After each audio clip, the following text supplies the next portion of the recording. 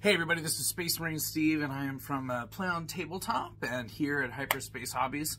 And I'm excited to welcome you into our studio today for another one of our Overcharge videos. And this is where what we're going to do is we're going to look at a data sheet.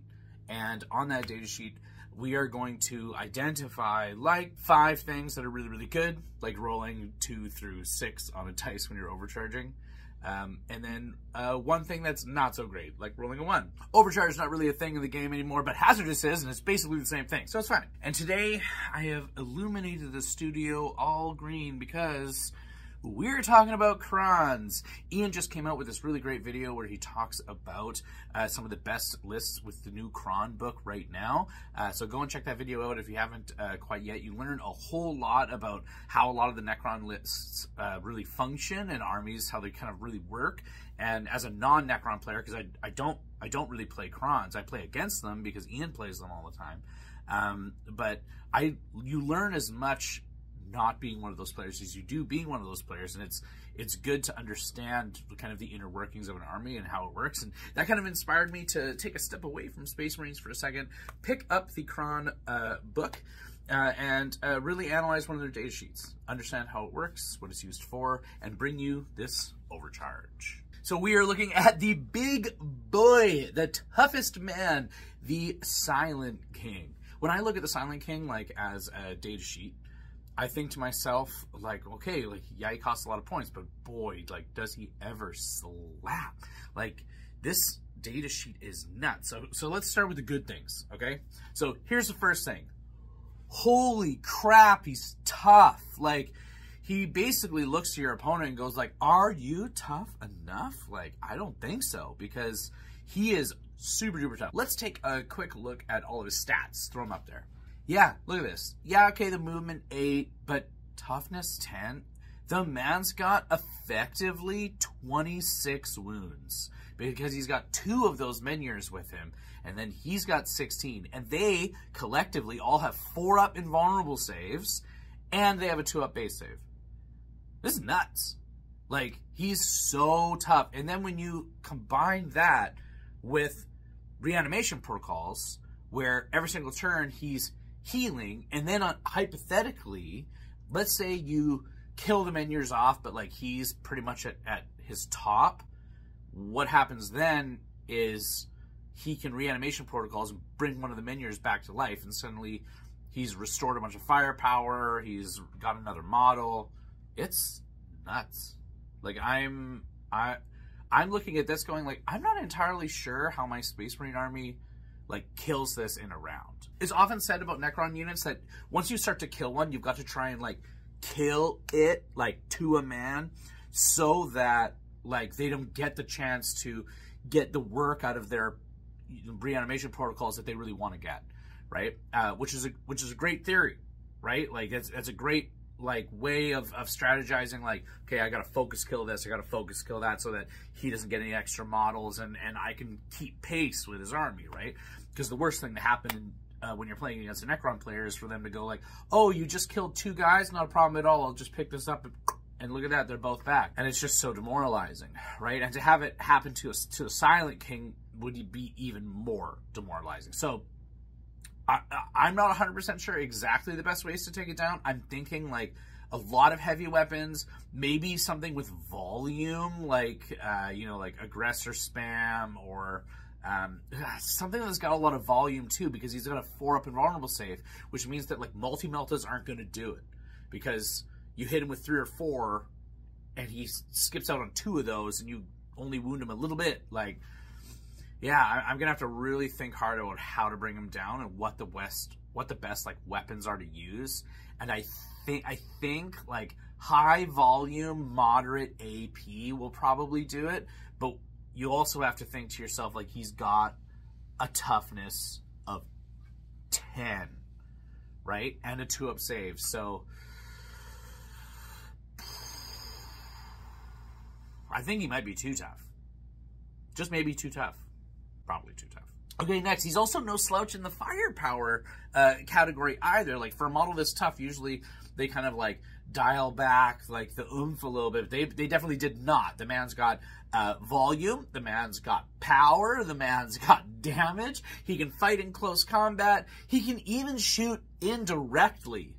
What the hell is that? Like, he can do pretty much everything. And I would say like a nice suite of extra abilities, right? Things like devastating wounds. You could probably put him into, you know, different legions and detachments that might give him like lethal hits. And I know there's also a bunch of different ways to amp up his power depending on what legion that he's in. Something that I really like, so the third kind of upside to him is he gives your army a tactical flexibility that a lot of characters don't always give an army. And what I love about this is much like, you know, Golem and some of the other Primarchs where they have like a set of abilities and kind of like pick.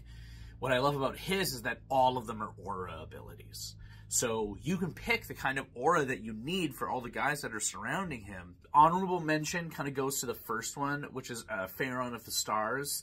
And this one is kind of just like a blanket. Everyone re-rolls once to hit. Everyone re-rolls once to wound. It's going to be good kind of no matter what it is that you're playing. But the other ones, like giving you extra strength if you need it, if you're fighting a lot in close combat. Or, you know, bumping up your leadership. Also good, depending on the scenario that you're in. Ultimately, he gives a kind of flexibility to Necrons that they haven't really had in the past. And I really like that this kind of centerpiece model, this like, it honestly, like, you know, it would be your warlord. It would be the centerpiece of your entire army.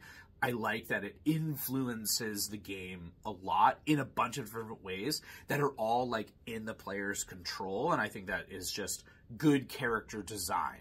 Next, just to kind of like leap off of that. So the fourth thing is that your army probably isn't going to be failing a whole lot of leadership tests because he has an aura that just like bumps up their leadership by 1, which takes them from leadership like 6, like up to leadership 5 in many cases. Like his leadership is 6, it goes to 5. Like a lot of the other Khorans, like they might have like a variety of leaderships, but it brings them all up to at least like Space Marine leadership, if not better than Space Marine leadership.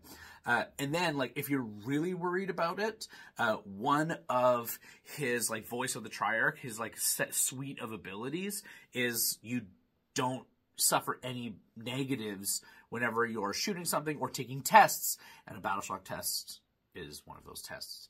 And so if you're really scared about, you know, losing out on Battleshock or failing leadership tests for whatever reason, like he can kind of make it so that just won't happen. Something I also like about him, and to talk about his flexibility, is that he's useful in kind of like all the detachments. And I would argue, and Ian and I have definitely talked about it quite a bit, that there's some that he's definitely better in, like the one where they get to deep strike around. I believe it's the Hyperphase Legion or something like that. I don't actually know. Ian's not here to save me.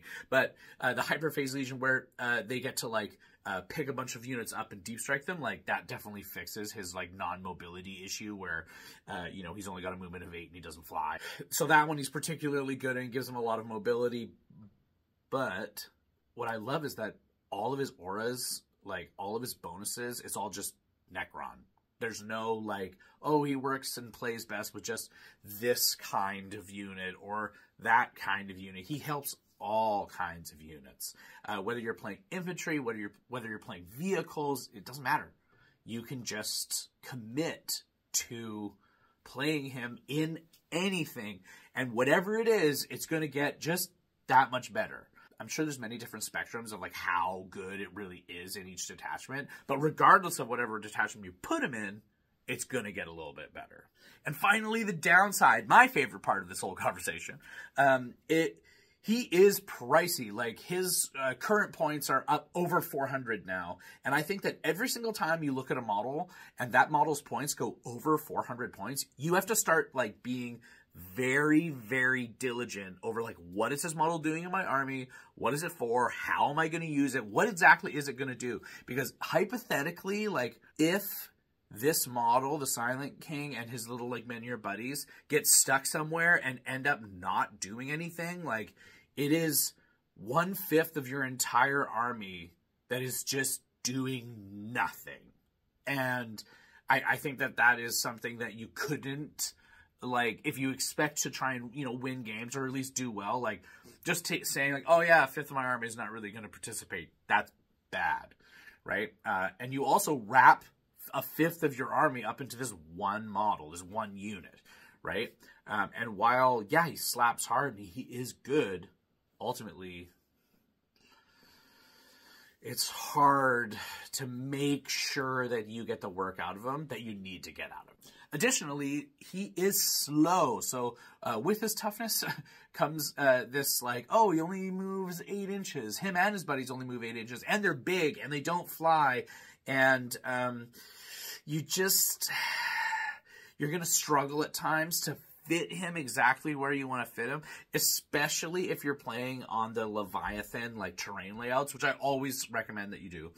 But if you're playing on those layouts, it can be really, really difficult to make sure you get the firing lanes you need, to make sure you get the charge lanes you need, to make sure he's influencing the game in a way that is really, really productive. He also kind of gives your opponent a little bit of control here too. Like, his weapons, while strong, are short range. Like, I don't think he's got any abilities that reach over 24 inches. And while 24 inches is still pretty far, he's got some abilities that are kind of like even more curtailed in than that. And you really need to just be careful, because if hypothetically you get stuck in a spot where your Silent King has gone over to like one section of the board, killed whatever you tried to kill, but then suddenly it's stuck there and your opponent just shifts and moves all the way over, even with some indirect fire off of that one gun that does that, you're just not going to be doing 400 plus whatever worth of influence into the game. And yeah, maybe he'll sit on an objective somewhere. Maybe that's the case, sure. But really,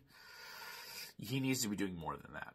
And if your opponent is smart and keeps the ranges in mind, like, they could just avoid turn after turn after turn of the King's influence. And I think as a non-Necron player, I think that is kind of where the secret sauce is. Always keeping track of his ranges, of his movement, because aside, if he's not doing the teleporting thing, then you can be in charge of what's actually happening in the game. And you can keep your models away from the King and make sure that, he's not having the influence on the game that your opponent really needs him to have. Thank you so much for joining us today. This has been another Hyperspace Hobbies Overcharge. I am Space Marine Steve on behalf of myself, Ian, and all of us here at Hyperspace Hobbies. Thank you so much for joining us, and have a great night.